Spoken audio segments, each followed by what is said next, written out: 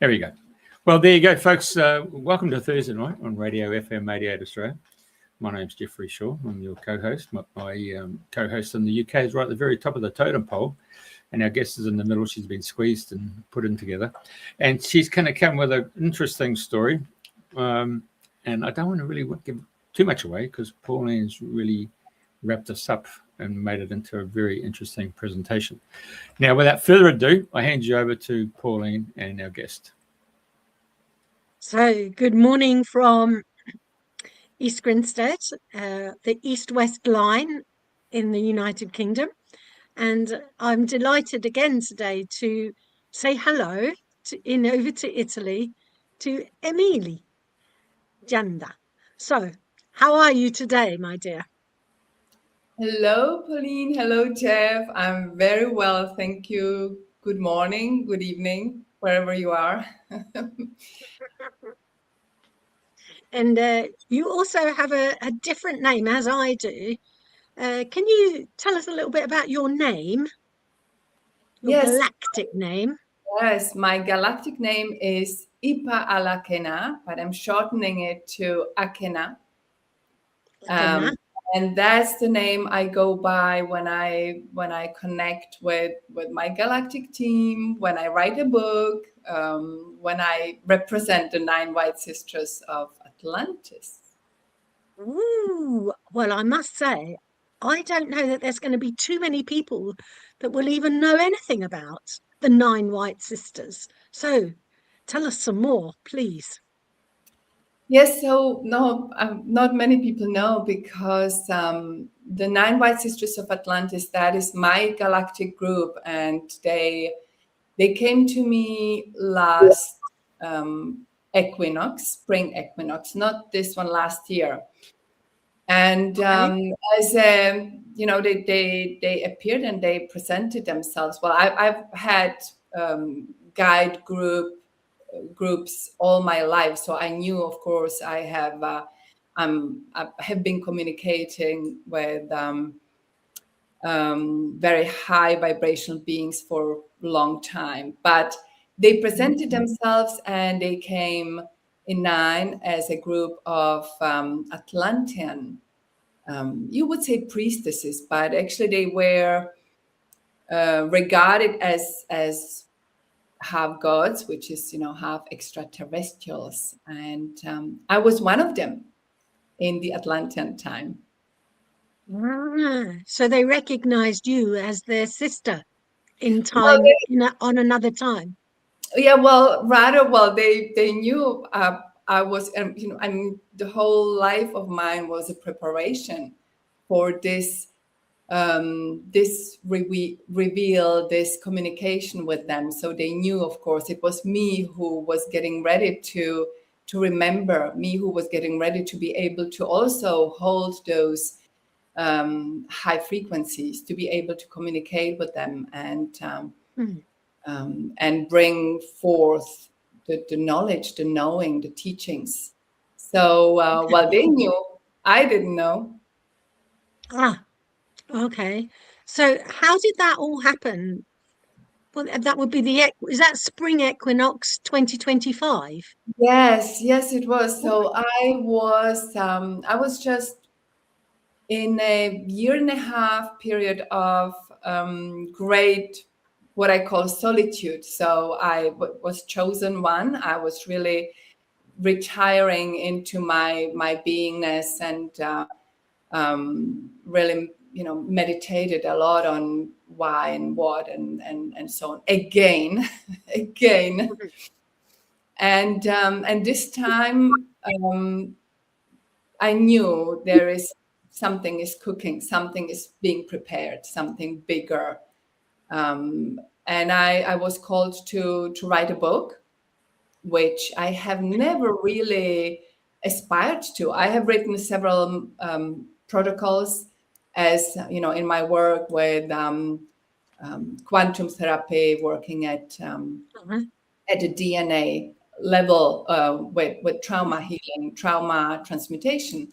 So I have written several protocols, but never a book. But that was the message. Well, write a book about our time in Atlantis, and we'll be talking about the techniques, the teachings, that technologies. I'm not necessarily maybe liking the word technology, but that's what it was, natural organic technology.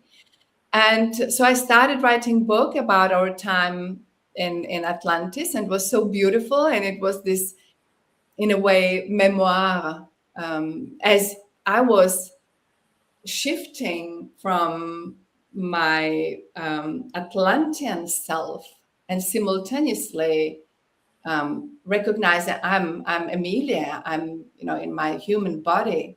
So it was an incredible experience, incredibly intense time. And while I was writing, suddenly a white light healing modality came through. That's what we were using in the Atlantean time for preparing human body to hold higher frequency, higher consciousness. Mm-hmm. That was our task. That was our main task in the Atlantean time, to organize the human body so that this extraterrestrial coding can be carried on, as we are all seeded extraterrestrials, basically. So the white light came in. So I had to write that protocol and test it on myself and my clients. And then the reset, which is actually the most important one, came in. Mm-hmm. So I was writing a book. I had to pause, writing a book again. Then I had to pause, and the reset became a book, which is about to be published as we speak. Yeah. So, the reset. Upgrade your energy, the reset activations. Wow. And where did that picture come from? It's exquisite. It's a pineapple. Is it? Is it a pineapple? A magnified? It's I don't know. I found that. I love that photo. It's a plant. It's might be pineapple, yeah. Or seeds. I don't know. Okay. It's pretty cool, whatever it is. I like it. So, in the writing of this book, so you've been preparing for the reset since my equinox of 2025 for the Earth. Well, I think the preparation was, since I was born, because of course, going through, as we all do, we all go through preparation to perhaps, carry on the mission, the purpose why we are here. And sometimes there are, many more smaller missions. Sometimes there is bigger mission, so-called mission. And I see now that I have been prepared since I was born to this time, to this. This is what many people. Yeah, I think many people every now and again they get to a point, and there's a knowing. I was born to do this. Yes. And it doesn't come from any rational explanation, but now you're unraveling that which you were born to do, which is to write this book. Can you tell us what, I mean, I know it's about to be published, so can you reveal any secrets about what you've got inside your book so as to entice us into having a jolly good delve for ourselves? Yes, so the book is, it is in a way, protocol to how do you do that for yourself, the reset. It's about, I've worked many years on that trauma healing, trauma transmutation with people. That's my specialty at the DNA level, quantum DNA level. And I've been asked, many times. So when I do the work on a trauma, I can see maybe before we do the work, the trauma is 45%. within your memory field. Okay, so it's quite a lot. It's very much, of course, subconscious. And then after the work, there is always some percentage that stays, could be 15, lingering, 10.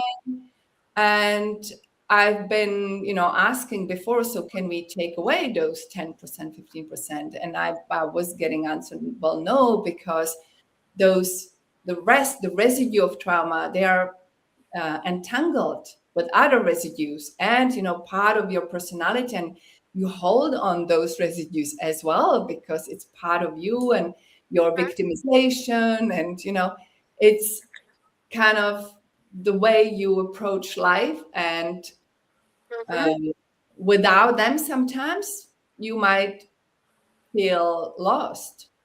So that was the usual answer I got. No, it can't. It has to stay. And then when I met my sisters and started writing the book and so on, they said, well, actually, there is a way to neutralize those residues. It's for people who have done a lot of work. It's for people who have understood their role of, the trauma and so on. And it's for people who are 100% sure, I don't want that victimization again anymore. I take the full responsibility. I take the full sovereign path. Those people can neutralize the residue. Yeah. Because the victim attitude is it's not anymore possible in that kind of frequency work. So the book is about that. People will meet the 9 white sisters of Atlantis, which are channeling the 9 galactic emanations. So each sister comes from a different galaxy. Right? So we have not. You asked, Jeff. No, I didn't realize that they came from different galaxies. Yeah, 9 different galaxies, and each channel, what they explained, and it's explained in the book as well, that each emanation, each aspect, they channel the energetics, is a building block for the human persona, the human filter, personality, individualization, because we come here not as the unified field. We are dualized, polarized, because we want to experience that duality. It's fun. It's also painful. So, it's about, we need that experience. This is why we are here, having that experience. Yet the goal is not suffering with it. The goal is, let's play with this duality. Let's create, let's have fun now. We don't need to suffer anymore. So the 9 emanations, how would you identify them? So they have each specific quality. So this is what is described in the book. They have a specific quality, specific characteristics, both as the emanations and as the Atlantean sister. So you will recognize, they are different, and it's a beautiful tapestry. And this is what they say, the 9 basic building blocks. Because they 9 by 9 plus 9 plus, so plus 3 is, of course, very powerful building block as well. So are they there? Oh, here we are. Galactic architecture, the galactic nurturer, luminary, alchemist, sage, guardian, inspirer, sovereign. That's a 1, 2. Oh, hold on, finish off. Unifier. Ooh. Is that all of them? 9. Did I get them all? Yep. Cool. All right. So, could I ask you a little bit more about because I like to go to the end, work backwards. The Galactic Unifier. What have we got to say? What can you tell us a bit more about that? Galactic Unifier is, well, one of those, by the way, 9 white sisters of Atlantis. I've been asked on another podcast, they say that the lady said, so by saying white sisters, you don't mean Caucasian white, white Atlantean emanating the, you know. Oh, there's no racism here. No, we don't know. That's really just because they emanate, of course, they are the frequency from their own galactic field, but the frequency and the colors are not necessarily recognizable for our human eyes. So, you know, what we get when they are all together, it's white light and enormous, you know, incredibly white light, which is doing amazing transformation. Well, if you ever remember Pink Floyd's Dark Side of the Moon, the LP back in the 70s or 80s, there was a prism that had white light coming in and it refracted all the different colors. So I'm going to go with that. So there's absolutely nothing. It's to do with white containing all the frequencies and all the colors. Yes. Good one. Well, there you go. So carry on, please. What was the question? Galactic Unifier. So that was all about the sacred relationship. So in this life here, in the past life was in the Atlanteans, would you have been deprived yourself of sex, and so you had to be this holy goddess and all that stuff? Now you come into this world, your soul split up, and now you got to look for the male half, or what's happening there? Looking for male half. Interesting question. Go for it. Well, no, you've got to discover the male anatomy, I would suggest, to sort of get the balance. Anyway. Very true, but very true. Very, very, very good question. Intuitive question. Yes, of course, that might be the case. Yeah. I mean, if you have a look at all the different Christian principles, you know, the monks and all that stuff, they abstain from sex and that stuff, isn't it? But to try and keep their energy up.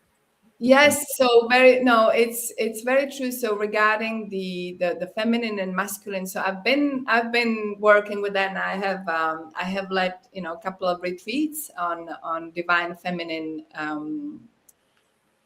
integration, and with the divine masculine, of course, and healing the what blocks actually that integration. It's not integration, it's the sacred dance, because you don't want to integrate those two, you want them keep moving. So that's a very important part of that, of course, having alignment of the divine feminine, divine masculine within each of us. We need both energetics, very, very important. As we can't have just predominantly being one, then, you know, only feminine, then there are missing the action part, that focused part, that the masculine is absolutely necessary if we want to, go with our dream, be on our purpose. So the harmonization of masculine, feminine are absolutely necessary, but we have to do the work within ourselves first. So it's not about, you know, of course you go there, and if you're lucky, you meet your divine partner, but before you can do that, you need to align yourself with energetically, so that you then need, you know, two aligned individuals, and then they can share their vision together and do the greater good for our planet, humanity. Humanity. Okay. The only reason I'm saying that is I've met this guy. I use his Anglo-Saxon name, Christopher. He's got the body composition of a jockey on a horse, but he was actually in the Royal Ballet, and they went across to India, and he was recognized straight away in the past life, and was asked to come back into the order, which he did 3 years 3 months, 3 weeks, 3 days in the cave where they gave him meals every morning and stuff like that. But he was going straight into this trance, and he came out, and he was so open. All the chakra systems were all open and involved to the point that, he was just channeling all the different masters from the Himalayas, Shambhala, and you meet him now, and he's just at he's in a different space, and you can understand someone of that magnitude walking into a room, and you're feeling all this energy that's coming in based on where a person's desires are or their aspirations. And so yourself that when you go into a room and all of a sudden you feel connected with someone because they're actually we use the word, they're on their wavelength, aren't they? Their frequency, their energetic aura is spreading out, and it just interacts with yours, and you feel so comfortable with it. Yes. Because Christopher would have that same. He found it very hard to find, a female partner. He never sort of took it on board. But his mum and dad were Buddhists in the UK, and they did all these practices, and they invoked a soul to come through, be their child, and so they took it to a whole different perspective of actually bringing forth an advanced soul into this world. There's plenty of good questions in there. Sorry about that. Yes, beautiful. I suppose people don't really do that at the time, do they, when they start to raise their consciousness to actually bring forth a child of stature? Would that be the right word? Or inspiration to bring to the planet? I mean, it's all about your jollies off, isn't it? I think it should be practiced. I think that would be the ultimate way of bringing children, new souls on earth consciously, with that elevated consciousness, not just by chance or mistake or just yeah. Wow. Whew, I think I can take a breath on that. Yeah. Yeah. So, the 9 white sisters. Can you tell us about? Well, all of it is just amazing. The luminary, the alchemist, the sage, the guardian, all of these qualities. Do they have other names? They've been given, or they just called the galactic architecture? Well, for now, that's what I've been given. I was wondering about getting, of course they have other names, and plus, they have all. So we've known each other. Me and my sisters, we've known each other since the beginning of this universe, and we've been, playing together already then in different forms. But as we all have that background, in one way or another, we all, as in what I have received, have that galactic belonging somewhere, somehow. We just don't remember normally, which is a very good thing that we don't, because maybe if we remembered, all of those simultaneously happening lifetimes or events, or how do you call it, presences, our different forms, that wouldn't be really, then it would work against the purpose why we are here. For me, it's to really experience this human body, this game. This is what they are also, we talk about very much in the book as well. This is a play. This is a chosen play. You chose a role. We chose a role to play here, and the choice is still ours. How do I want to play it? How, maybe not necessarily the events, but as all the beautiful masters and Buddhists say, We can always choose how do we react, how do we take what's happening to us. How do you wake up every morning? Do you program yourself? Do you say, today I'm happy, I feel happy, and I'm going everything to feel that, no matter what's happening to me? Car crash, somebody, does some or say something to you, which normally could make you angry. Do I really want to react that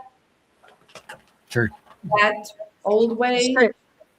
So it reminds me of the saying someone said, between stimulus and response, there is a space. And in that space, you can choose. And is this much more of that same theme from the Nine Sisters? Yes, very, very much so, of course. Then backed up, because there is the notion that goes through the whole transmission, because the book is a living transmission. So you receive at the same time coding when you read it, and you do receive, the healing through that coding. So, but the main kind of message, which is actually has been always in my interaction with people and clients and so on, is the sovereignty. It's that just let's not be the victims. Just let's not blame other people or circumstances, because that keeps you in that misery or unhappiness or so. So that is a main theme there of one of the main messages for me, at least always. And in that, how do you react to what's happening to you? One thing is using that sovereign, that inner power and intuitive abilities. I can react differently. And then, of course, the reset, which is neutralizing the duality behind, which is very subconscious, which is sometimes, we can have the best intention to react differently, yet then our subconscious programming comes with a lot of trauma, where we, which is piled up with maybe not the best reaction, or sadness, fear, anxiety, anger. And so the reset is neutralizing that judgment, the negative energy charge of that duality. So yeah. I can think of an example where I know that I've gone ahead and I've, if you like, communicated something with a very good, heartfelt, positive intention, and the response has been aggressive, angry, complete opposite, selfish, egotistical. Whoa! And it creates quite a firework, really. So are you saying that can be neutralized, and that's one of the purposes of the reset, to breathe it through? What would I do in those circumstances? Yes, absolutely. That's the whole purpose of the reset. So it's because if we take you, so let's say the person reacts in that angry, inappropriate way, and that then triggers maybe anxiety within you, or fear or sadness, or whatever it triggers. So that trigger, that background, you would say, program running on, reminding you that life is not safe, people are not safe, people can attack you, people, so that has been stored in your memory field, in your quantum DNA memory field for ages, throughout the ancestral patterns. So your reaction of sadness, or surprise, and then maybe all the following emotions, that is going to be neutralized, because they and you dissolve that negative memory, which is already ancestral. So you don't have to go back to past lifetimes or to remembering grandmother and her mother and so on, what happened there. That's not at all that. It's really a memory charge. You see it like we are electromagnetic beings.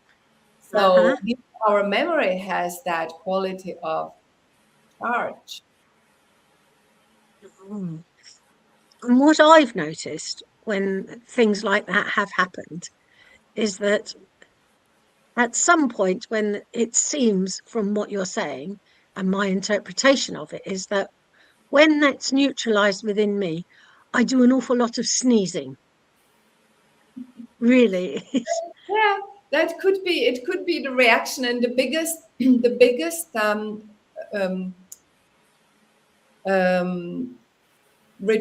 how to say? I wanted to say it in French. You see, sometimes French words come.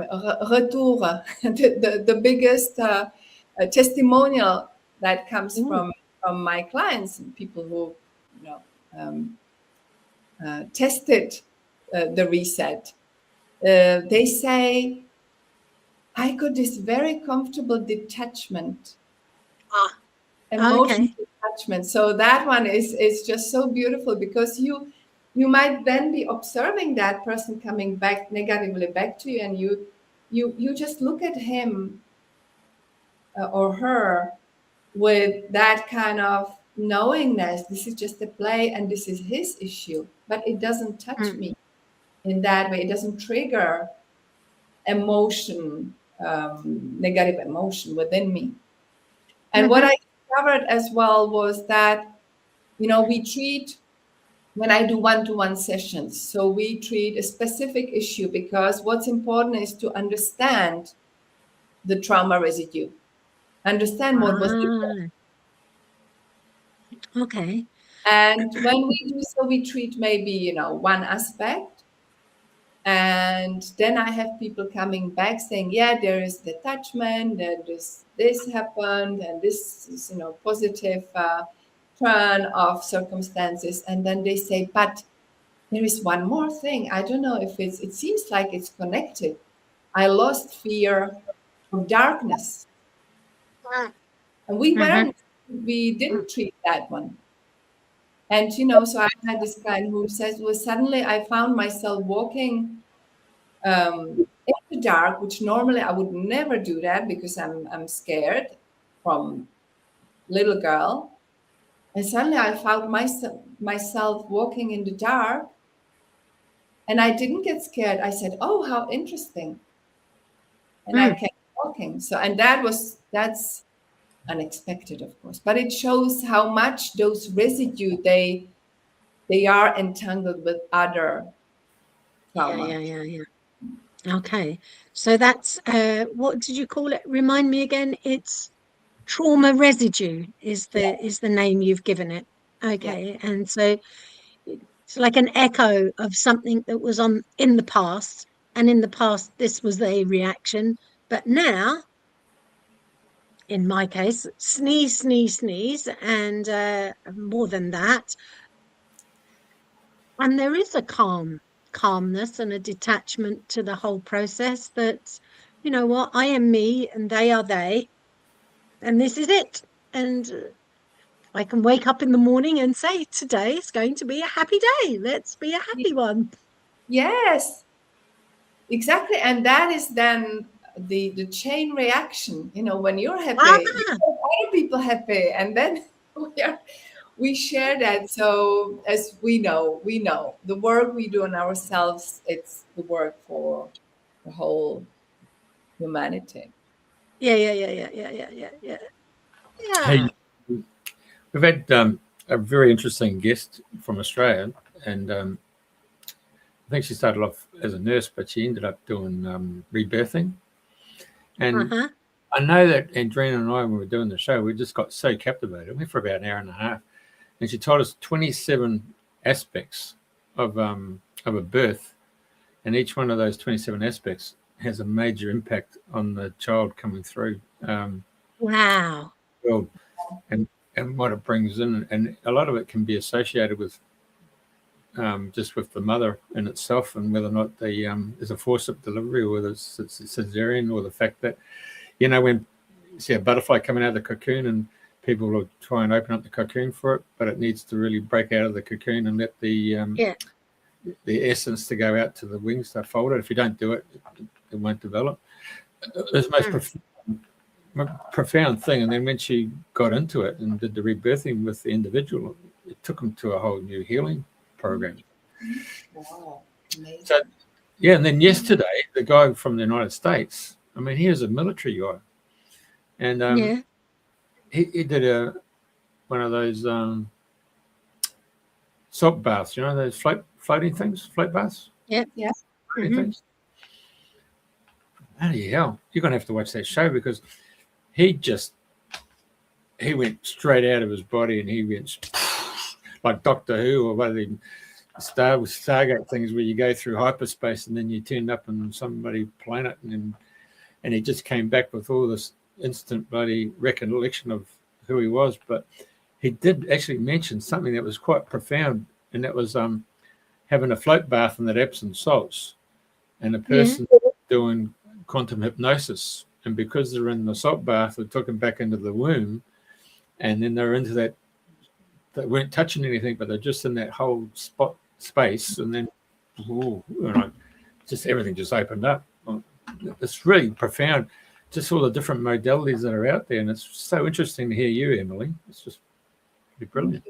Thank you. Yes, it's it is fascinating, and it's as I always, when I communicate with the sisters, is the preparation for us humans to actually really use our multidimensionality. Well, that realizing that we are so much more than this human body. That there, as like the one you interviewed, you can biolocate in a split second. You can go to one of the planets you actually enjoyed to inhabitate, and the water, the salt water, is incredible. That's how to say a transmitter and carrier, of memory. I mean, the water, of course,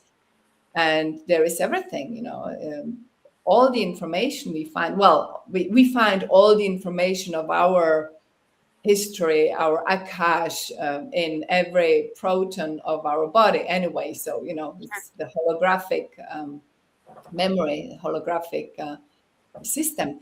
But what the sisters say, well, just get used to that notion of you are a cosmic being.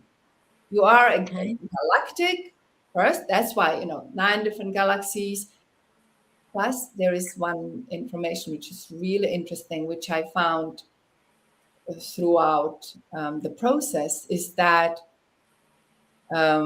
each galaxy corresponds to one of our chakras.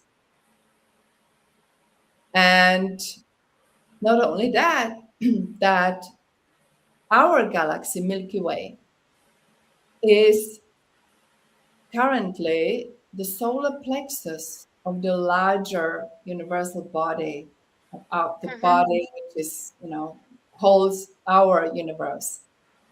And I read somewhere in the process of writing, suddenly, how it is with synchronicity. So I get in an new article saying that the Andromeda galaxy and Milky Way, they are moving together. They are kind of, getting, and there is a prediction that they would merge. So I asked the sisters, what does this mean then for us? And they say, well, the urge for humans today is very much to operate through the heart, the heart chakra, to be in the heart, to be heartfelt, to have that love as communication channel. So yes, Milky Way, Andromeda are merging, and Andromeda is a heart chakra of our universe. Wow. So that's why we feel that pull to being more from the solar plexus, which is I'm here, I exist, I succeed, I express myself, who I am. That kind of part of human history is very much about I'm recognizing myself as well, who I am, what I am, and then merging with the heart, becoming that we will become really very, very, very important and worthy galactic members, cosmic members of the bigger family. Mm-hmm. I'm just letting that sink in a little bit. Okay. So the big question that is probably everybody's asked you is, where was the home of Atlantis? Where was the Atlantis? Yeah, where was Atlantis? Yeah, it was both. What I received, it was both a realm. It still is a realm superimposed. This is what's, we need to expand our understanding of time and space and existing simultaneously with all the other epochs on planet Earth and in the larger cosmic field. So it's a realm more than place, but it was also a physical place. So if you imagine that all the epochs still exist simultaneously, and the moment you, for example, with the reset, when you neutralize the last pieces of trauma, you're not doing it only for yourself and your immediate lifetime. You're doing it for all your incarnations in the past and in the future. So this is the quantum way of living, because time and space is really just a concept for us, so that we don't get lost in all this vastness of information. So having said that, the physical place of Atlantis has been, Atlantis was, what I understand, all over the globe. So there is not one. There were certain specific strategic points, but basically, you would say we had what we know today, Hyperborea, where we were more plasmic beings, and then we have Lemuria, still plasmic, but already starting, in a way, playing with that materialization. And then you have Atlantis, where we are anchoring much more in that matter field. And then, you have the periods, which is very large period. You have the beauty of that playing, the amazingness of life, and then starting forgetting. So really, when you sink in that duality, in very, deep matter, then of course you forget who you really are. So, that's where we are. We are still, in my view, in a Atlantean phase, and we are starting going back to the Lemurian way of living, understanding the consciousness, and our light body is getting greater. The more you do, the more you understand, the more you relieve yourself from the heavy trauma. Your light body, you're lighting up.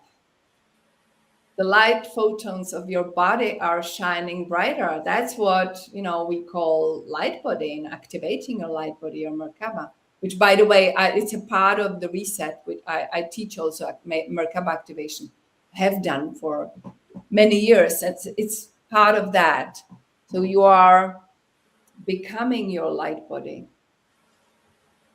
So trauma is a route. Is it fair to say that trauma is a route into your light body? Trauma is a block. It's blocking the light. It's blocking you from becoming, more, shining more. So okay. trauma, in a way, yes, it's in a way holding us back, holding us in on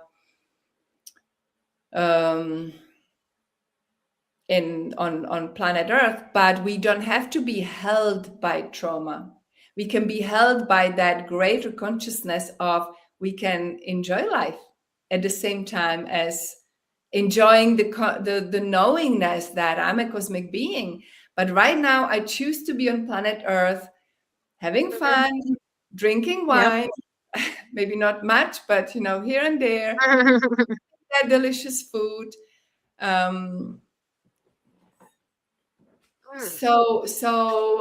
This is it. We are playing the game of suffering. Yes. The human condition. We don't blame. I mean, people, of course, we've been programmed all, but it was, to me, taking that responsibility, saying at some level we knew what we were coming into, and we agreed to play that game. And now it's up to us, as they say, to wake up to that realization. I'm playing just a game. What game do I want to play? So it's about having had a traumatic experience on here in planet Earth.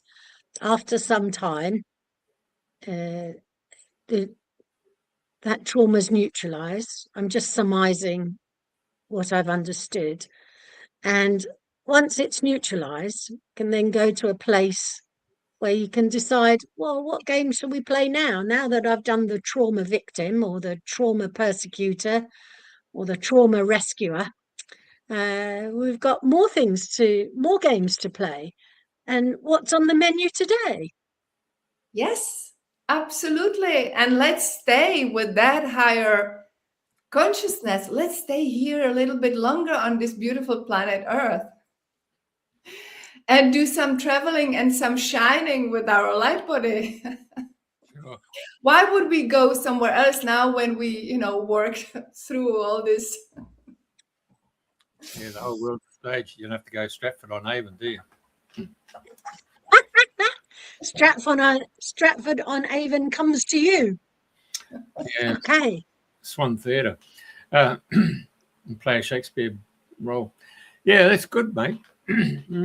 So that's your journey at the moment there, Emilie, is sitting in there in Italy, just taking your time energetically, and then step out. So my journey is to right now, the book has been, is right now being published. So I'm planning another book, and that's about rejuvenation. And I need to do some traveling for that. I need to do some grid connection, earth grid connection and healing and recovering certain information. And I want to do that. I don't have to, but I want to do that. And I want to go to Australia, travel to Australia, of course, again. Sorry? Is that right? Yeah, it's right. Yeah, that's right, mate. The land of crocodiles, sharks, snakes, stonefish, stingers. Yes. And amazing waterfalls and beautiful people and, okay, the food, but that's okay. If it's fresh. Good one. We got past fish and chips on a Friday night, mate, I tell you. I know, but nothing. You're into fritters now. Well, nothing can really beat Italian and French food. So, I know. Well, so where does your family name come from? Janda. I've never come across that before. That is Czech. That's Czech. That's Bohemian. I have Bohemian roots. I was born in Prague. Wait, really? Uh-huh. I lived most of my life in Denmark, in Copenhagen, where my children are. They are grown up. And then France and Italy. But I'm a Bohemian spirit. Oh, yeah, we'll have to look for that song. A Bohemian word is very good to encompass all the different colours of the rainbow. Yes, yes, Oh. exactly. Can't track. So I get Seriously. You can't play Bohemian yeah. So I get take us down. ah. We copyright. Anyway, Okay. It's just a word, Jeff. I got you. And Right. I just, yeah, go ahead. So for your upcoming retreat, what would be going on there? I mean, of course, you can't predict exactly what's going to happen in the future, but you must have some kind of framework by which you receive people and then take them through a process. Tell us a bit about that, the upcoming retreat that's going to take place. Yes. Because this, I'm assuming, is a sharing of what's gone on for the last since the last equinox over the year, where you've put down on paper all the things you've received from the 9 galactic emissaries. And so please take it away. Thank you. Well, yes. So of course, I offer one-to-one reset sessions, which are in fact 3 sessions, because it's the energetics are so profound and intense that you can't do it in just one. I tried it. I was shaking for 2 days. I tried it on myself, not to do. So one-to-one sessions, of course, and then I am planning a retreat here in Montabone in Italy for summer solstice. So June 19 till June 23rd, where we'll be doing the reset alongside with eating delicious Italian food, wine tasting for those who are interested, of course, and here in the midst of the vineyards. And I am on the Michael ley line. Yes, you mentioned this. Energetics, yes. So that is the first one, and then planning another retreat, which is in the sanctuary of Marie Madeleine in south of France, where she lived the last years of her life. And that retreat is more about balancing the feminine, masculine energy. So the reset is just only in Montabone so far. I'm in process planning other events, possibly in Australia in the end of the year. Okay. So, and the retreat is what, 5 days long? So the one in Montabone, yes, 5 days. 5 days. And if I were to sign up to that, what would I be signing up to in those 5 days, aside from the lovely French and Italian cuisine? Well, the reset. The reset. Okay, just hit the reset button, clear out all those echoes and residues and trauma pasts, and get to the quiet place and start to rebuild. Yes. Is that a good summation? Yes, the residues you consciously decide that have to go. Again, that's the part of the sovereignty and responsibility. They will not and never come in and completely hoover all your residues. So the decision has to be ours, and consciously deciding, this is what I want, this is what I no longer want. And that's the beauty of it, is it's our choice. It's where I don't want this trigger anymore. I don't want to have this anymore. That's what's going to go. Okay. So it's not... Yeah, go ahead. Yeah, so sounds like it's a profound exercise in choosing, but in a way that is not triggered by an external stimulus, but comes from within and from that quiet place. Absolutely.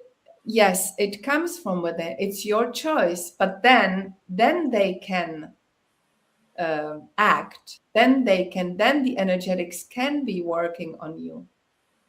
So it's a collaboration, This is, again, just saying, nobody has the power to change your life except yourself, but you can have help you have help, and there is so much help from them, from our galactic family, from our cosmic family. So much help. But you need to realize this is what I don't want anymore, and this is what I want. So part of the reset is, of course, in the book, we talk about it, is writing a new story. Okay. You must start writing a new story about who you are and yourself and what you want as well, and then integrate that story. You know, that's all in our choosing. Yeah. So we write our own history in the making. His story. That too, because when you write a new story for the future, you also go back and actually see that what happened to you was a gift instead of the blaming game.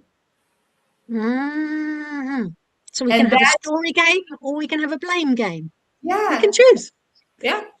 And what do you want to continue? Yeah. Okay. And so in France, when you go to the place of Mary Magdalene, is that too on the ley line? That is not on the ley line. No. But there is energetics of Mary Magdalene, very, very strong, very strong. It's, there are caves. There is a cave where she used to meet people and heal them. Okay. All right. And for those of us who don't know, could you tell us anything about the Mary Magdalene or the Michael ley line? Yes. So because I know that there's a point of it runs through Marizion in just near Land's End in England. Yes. Imagine, I've been to Land's End.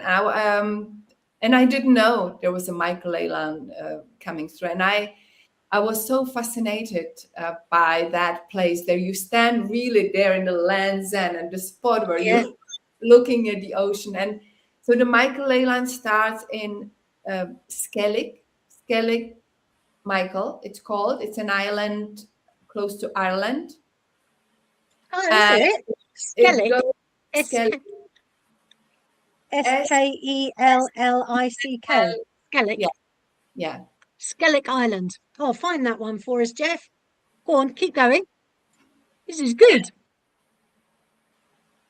So it starts there, then goes through Land's End, then goes through France, then goes through where I am, Montabone, through Italy, all the way to Israel.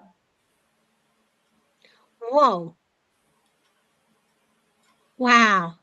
So it looks like it's a bit of a diagonal. It's just literally a straight line that runs all the way through. Yes, it is. And of course, the ley line. All the ley lines. Go on, Emily.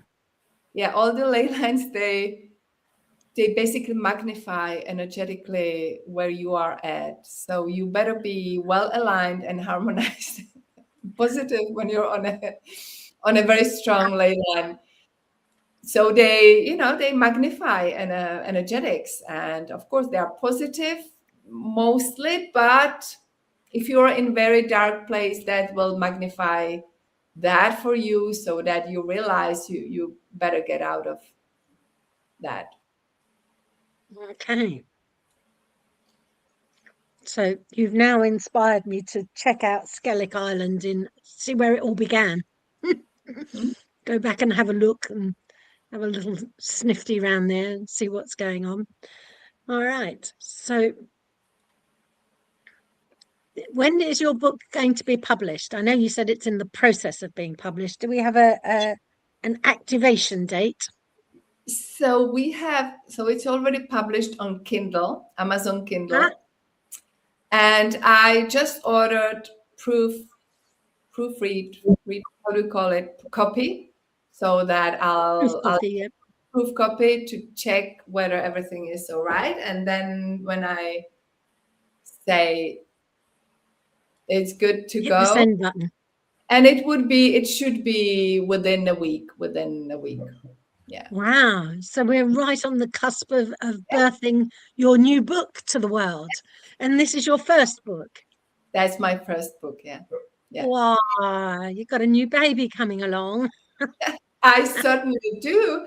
And it might actually, when coming back, it might have taken 9 months, actually. I don't have the dates right, but I'll look into that. Okay. And remind everyone again, what's the name of your book? The Reset. The Reset. Easy to remember. It is, isn't it? And the subtitle is The Sacred Teachings of the 9 White Sisters of Atlantis. Yeah. And so the sacred teachings encompass all those things that we've mentioned and we've talked through. And much more. And much more. You know, can you give us a little much more? Just No, so no more, much more. Okay. There must be a surprise. So the reveal is yet to come. Yes. And yes. Okay. So we'll delve into it in our own way and look at the reset. And it's a very individual experience when reading these books because they're all coded. Is that correct? Yes, it is. So we get our own transmission. Yes, it's a living transmission. That's what they call it. Okay. Living transmission in the sense of you are connecting to, encoded codes, encoded energy while reading. You know, that was common to many of the sacred books throughout the history. So, so I'm, as I explained also, for me, the download or transference or transmission was so vast and so intense that, I argued with them. I said, well, I don't have words. I don't have, even I write in English and it's not my mother tongue. You know, I speak all those languages, but none of them I speak perfectly, actually. So in my limited English vocabulary, in the sense, and my limitation as a human, just describing what I am actually sensing, the information I'm being given. So I was a little bit worried about, I'm not really giving or putting on paper what really is happening. And they said, well, don't worry about that because you are communicating to fellow humans. So they wouldn't get it either if it was in, cosmic language. So, yeah. Yeah, I can confirm that. I mean, we had Mary Rodwell. She's the lady who was the new human. So she's a nurse, went on to become a clinical psychiatrist. And then children used to come to her and they used to look at the big poster and they used to, all these kids would tell them what it was.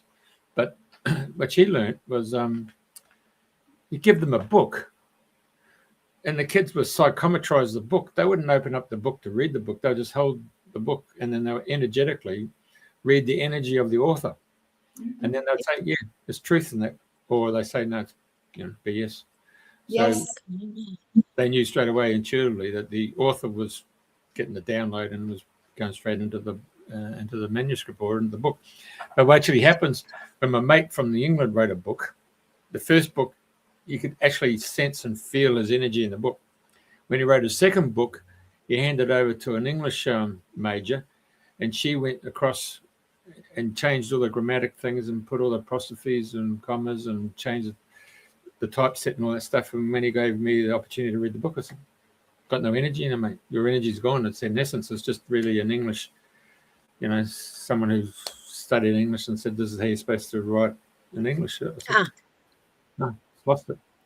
So I can understand when you say you buy the book on Kindle, you'll actually read the energy that's coming through you as you wrote it. And that's the most powerful thing you can ever get, because it'll open up the corridors of the mind, and the pictures will just open up. And the picture tells 1,000 words, and people instantly, no matter what language, will, even though English may not be their mother tongue, they'll actually accept it pretty quickly. Yes, yes, beautiful. Well, I hope, thank you.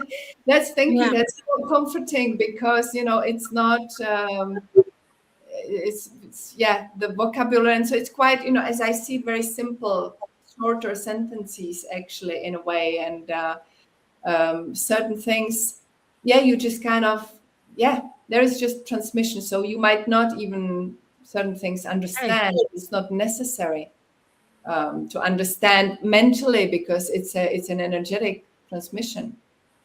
I found it interesting that you said you're born in Czech, so obviously you speak Czech. Then you're going to Denmark and then Danish, and then you've lived in France and picked up French, and then you've got the English, and now you're in Italy, sort of picking up a bit of the Italian. The word associations. I mean, at the end of the day, you still. I've noticed that when I'm on the phone talking to people who don't speak English, and they're trying to speak English, but intuitively you actually start getting words, and that starts to create the picture. And then once the picture comes like a postcard, it's like if I said to you, here's this postcard, it's a couple sitting in a street in Paris, and you can see the name Roulou, and they're having a cup of coffee, and there's the Eiffel Tower.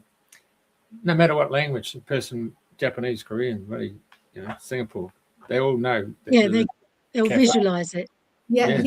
It's really interesting, the notion of languages, because the more you speak different languages, like me and my children, we can start a sentence in one language and end it with another one, then drop in a French word or so. So it's like the first word that comes to my mind when I'm describing things is just the language. It's symbolic.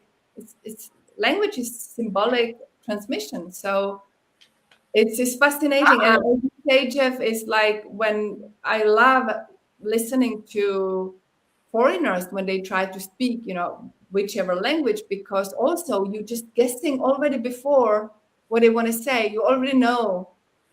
So they don't even need to finish that sentence when you're more right? Or when you got that telepathic thing happening, then the pictures starting. Yes. Yeah. And I saw that you flashed up that somebody's already bought the book, and I was about to say book purchase. Thank you very much. Oh my God. So it seems to me that now is the time to get it at its purest form before you've gone into the proofreading, and where there's a few commas not in the right place, or exclamation marks, or whatever it is that's put it into a grammatically correct format, but not a galactically correct format. So now we're in the galactic phase. I have to add one thing. So for Jeff, what you said, actually, that's why I did not. Everybody told me you need an editor and someone who is reading it for you. And I said, no, nobody can, do that. So I decided it was a clear decision, only me. And there might be many, mistakes, but it has to be in the form. So even the printed form will be like that. It's me who is going to proofread it. I noticed the radio, and it was a real open, expansive studio. And these commercial broadcasters would come in and they'd have a go at me and said, you need to soundproof it. I said, why do I have to soundproof it? I mean, if you want to listen to the TAB radio station, which is all the horse racing and the dogs and all that stuff, trots, you hear them all the time, opening the doors, the phone's ringing, it's live. And I said, mate, live it takes you into a whole new dichotomy of feeling, because otherwise it's so clinical. When you listen to a musician and they say you got an LP, and the LP's got warmth to it. The analog recording has got so much warmth, and digital's just a different. It's really quite clinical. It's almost like you're in a bloody dentist. Yes.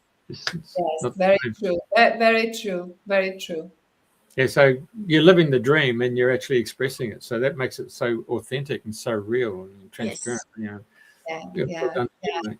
Very true. I love that. You speaking to my part, because that's also the authentic self, the self, that coming back to your core truth. That's what we are all asked to do more, and shedding the masks which we've been, kind of forced to program to put on. Just being really the self as much as possible, because that's the most fun as well.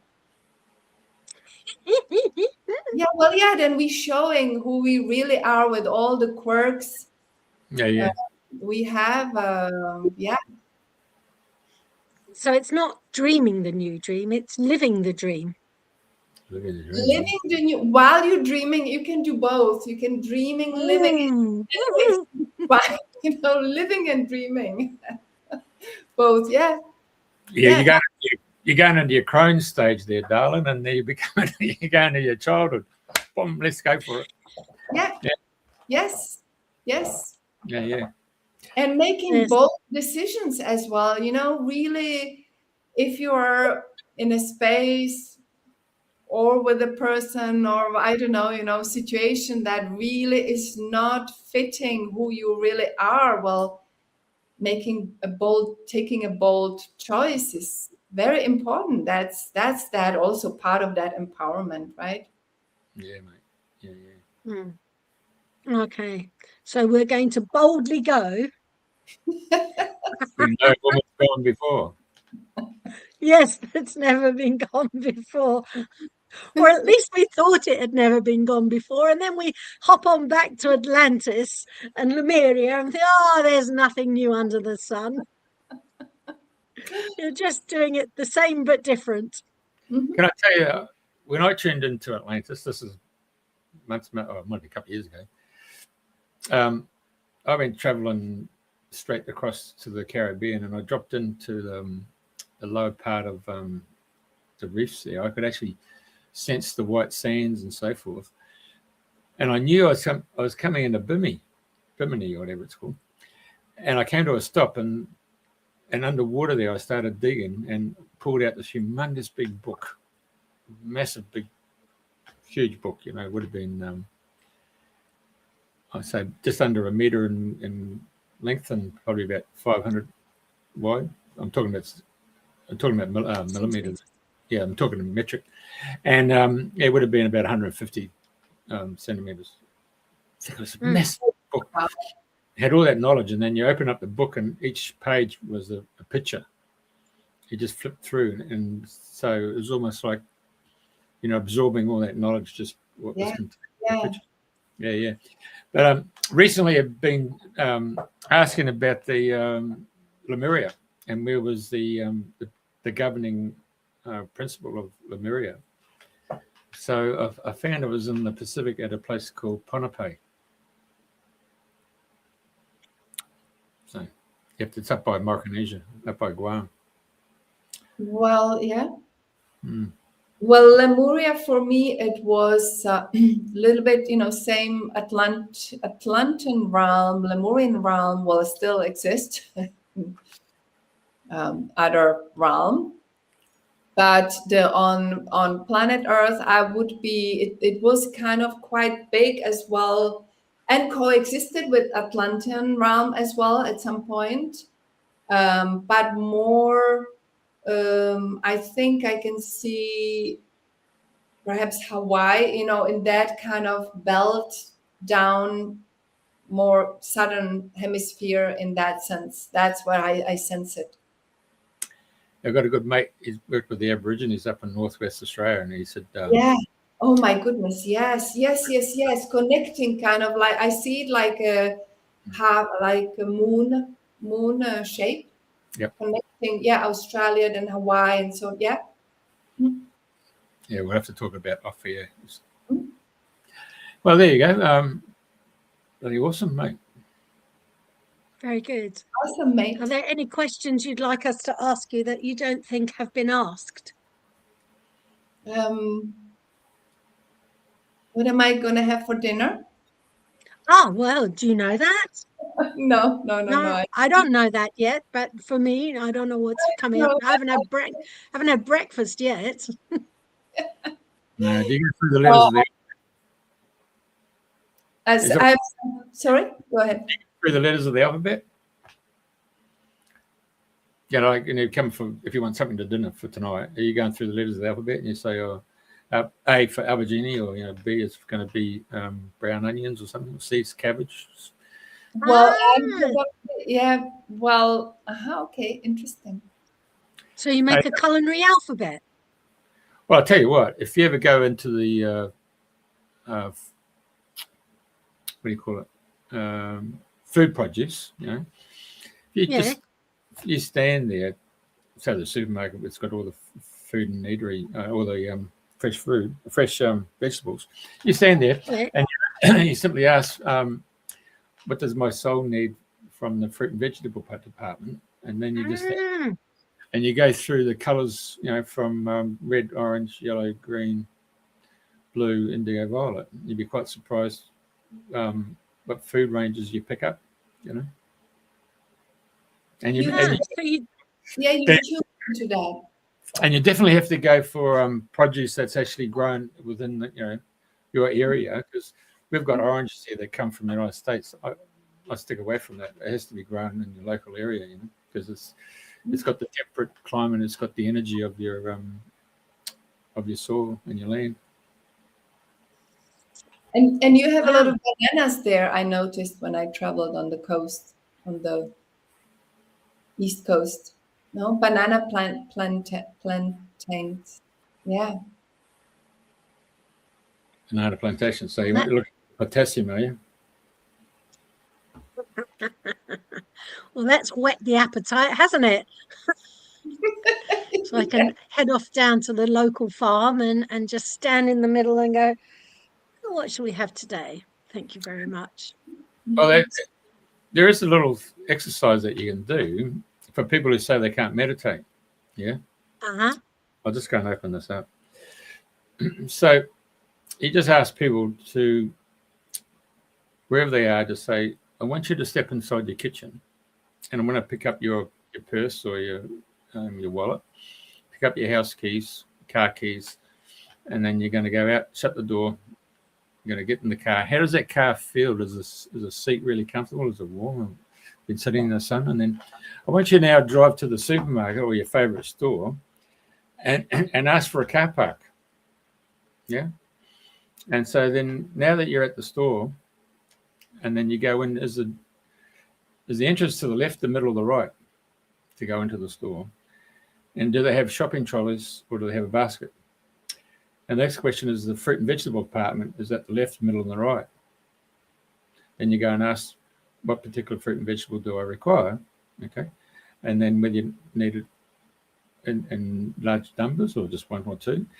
And then you can actually do it for members of your family too. Yeah. So you can actually do it for yourself, but you can do it for your members of the family. And then you go around to the next section, which is all the minerals and vitamins. And you do the same. And you ask, what mineral and vitamin do I need in vitamin A, B, C, D, E, and K? And do I need a liquid, powder, and tablet form? Yeah. Then you go to the next area, and it's music. And you go and ask, what particular music do I require for my soul? And should it be in the key of C, D, E, F, G, A, B? Yeah. And then you say, can I then just download it, put it on a CD, burn it? Can I put it on a USB stick? Can I send it onto my phone? Yeah. Now, the next section is that you go around to the checkouts and you say, well, ask for an aisle, and ask for a checkout where there's no one there. And then you proceed to put your stuff through and the checkout operator says to you, oh, your investment in your health is this amount of money. Yeah. Boom. And then you take the stuff, put it in the car, and you go home. And so that exercise, can take half an hour, but I've just quickly wound it up for you. But the next question is you got to ask them about the car. And was it sitting outside in the sun, and was it hot? So you now moving into an area of life where they've taken themselves, where you're talking to them, and they've moved them out of their mindset back to their picture frame of where they live. And so you've moved them to where they live so they can frame it and look in there, then get into the car, and then you get into the depth of feeling of the car and the heat and what's the name. And then you ask them to manifest the car park. So you say to them, where did you actually get the car park? Did you get the car park right at the entrance to the store, or did you set back one car park? So you're actually learning about manifesting car parks. And then you go into the store, and then you're saying to the left, middle, or right. So you're actually getting them to reframe it. Oh, yeah, the store is there. So you can see them, their eyes go up there into the left-hand space. So you can see that they're going into the past to look at it. And then you go through the fruit and veggies, and you can see what the needs from the fruit and veggies. The minerals is very interesting. But when we used to do it years ago and take them into the music section, no supermarket had a music section where you could go and pick out a particular piece of music, whether it was a rock and roll, whether it was instrumental, whether it was a movie track, let alone in the different keys. And people would say, oh, yeah. I got the soundtrack for bloody Mamma Mia, and it was sung in the key of F. Oh, yeah, rightio. And then you went through the checkout, and of course, the checkout operator was telling you that there's no one else in the queue. You've got it. So you manifest, you don't have to wait in the line. And then they've told you how much of an investment it is into your health. It might be, 35 euros, or £20 or whatever. And so here they are talking to you saying, I can't meditate. And here's an open-eyed meditation where they've taken them through. Yeah. And you've gone from something that they're familiar with to the point of manifesting a car park, to start manifesting the fruit and veggies and the minerals, but also selecting the piece of music, which is in the future, which no store has got, but now you can probably do it, and you're bringing that in, and then you're also manifesting a checkout with no one there, and then also telling you how much it's going to cost. I mean, it's pretty simple, basic concept. Boom, boom. Yeah. And beautiful, because that is also what, if you think our higher self does in collaboration all with day. us. Yeah, all day, every day. Manifesting, surrendering in that sense to the higher plan decided by you, by your higher self, because your higher self is you. And we say, your soul, it's you, it's all you, emanating the final part, the physical one. But so many aspects is really, that's what we call intuition or divine guidance and so on. That's when we are in that flow and not blocking it because of some trauma or old programs, then we can just let ourselves be in that flow, in that, what we think, what we are doing with our human self, the same is happening. Well, true, because you can actually expand on that meditation by taking the person into the next aisle. And what you do is you go through the undergarments. So, whether it's jocks or bras for girls or something. And then you go to the next aisle, which has got the outer clothing. And so the inner clothing just is an expression of what you want to hold dear to yourself. And the outer clothing is what you wish to express to the world. Mm-hmm. So that's a really opens up people's concepts of where they stand and where they're at, whether they're extrovert or introvert. Beautiful. Yes. Fantastic. Oh, it's not about me. I'm sorry about that. I've taken over your show. It's Emily's show. Sorry about that. Oh, took my spot. Starring. That was a beautiful contribution because I share it gladly with you. No, the show's not about me. The show's all about you. Sorry about that. I hijacked it. Anyway. Okay. So any other, as Pauline was going to say, is there a question that we should have asked you that we haven't asked you? Yeah. No? Well, there are many, but I'm not the one to, I have all the answers. No, I don't. The sisters. So, you have all the answers for anyone who asks the right questions. I love it. And then it's up to them to see if the answer was right or not. As I always, of course. Was it to the right or to the left or in the middle? Yeah, just take what resonates. I can answer you, but if it's the right answer. Fantastic. I have to say it's been really, really fun talking to you and exploring the ley lines, the reset, the galactic galaxies, the different galaxies, listening to everything today is very, very nice indeed. And I wish you well with the retreat. And we know full well you've had one sale on the book. That's as amazing. We've been speaking. Yes, thank you so much. Many more sales, and the transmission of your messages from the galactic emissaries throughout the world. Fantastic. Thank you very, very much for being with us. It's been great. Great too also, Jeff, that you hold the space and allow people to have their statements in the world and to make their transmissions. Brilliant. Thank you very much too. Simulcasting away. Thank you. Thank you so much to both of you. It has been fun. I love fun. So, you thank you for that. Yeah. Okay. My homework is to find that island in Ireland, Skellig. I'm going to look for Skellig Island and see what's going on there. Thank you. Bye-bye now. Stay online. We stay in the green room while we finish off. Okay.